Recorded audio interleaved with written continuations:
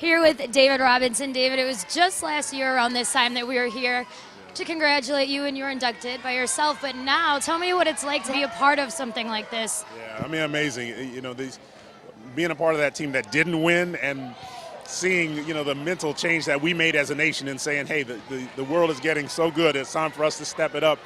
It was a phenomenal experience for me. So, I mean, how do you not like getting inducted with Michael Jordan and Magic and Scottie Pippen, all these guys, great players? Well, it's great, you know, to be a part of such a great team and one of the first professional Olympic team to be put together.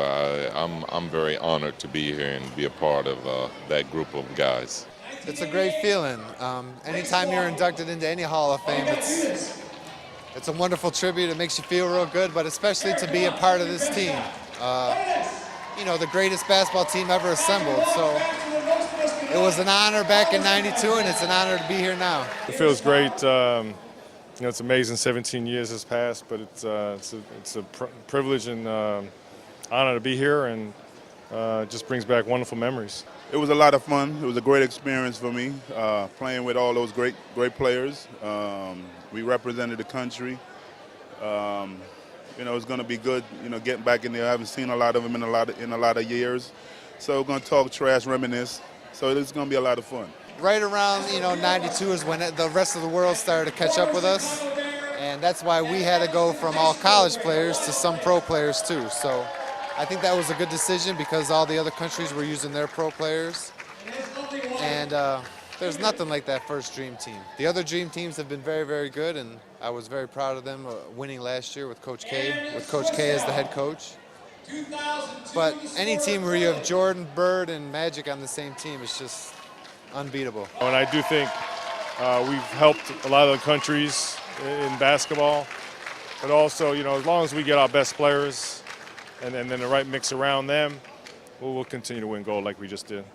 Besides winning, is there a specific memory when you think about the Olympic Village or just being there with the guys that stands out? Yeah, the whole experience was wonderful, you know, I mean, and for us, you know, for myself anyway, to be surrounded by great players and Chuck Daly and his staff, Coach K, Lenny Wilkins, PJ, just a great, you know, bunch of human beings, just classy guys and all successful. And so that alone was just an incredible experience. Is there a specific memory looking back now, maybe just from being there in the Olympic Village, anything that stands out? The thing that stands out to me the most is how much I looked forward to the practices, because I had to find out in my heart whether I could play with the best players in the world. I was fresh out of college, so there's a little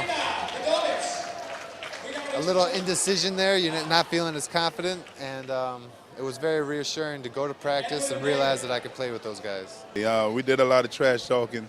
As a matter of fact, the practices was a lot tougher than the games. But, you know, it was a great experience, and those guys, they're all great players in their own right, and, you know, we represented the country. We did it with a lot of class. The one practice in Monte Carlo, I think, was one that kind of stuck out in my mind, and just because, you know, there was so much trash talking before and after the practice, and I just remember the intensity being so high, but there was such a level of respect for each other, and to me, it was one of the purest forms of basketball that you could have, because everybody's playing at this high level, but there was just a great level of respect for each other.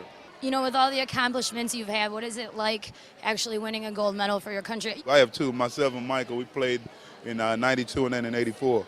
So it was great. It was a great experience. I mean, when you're playing, when I was playing for the Knicks, I'm representing the Knicks fan. When he was playing with the Bulls or whoever they're representing, they're playing for the team. But when you're in the Olympics, you're representing the whole entire country. So you have the whole country supporting you. So that's the biggest difference. This is great. I mean,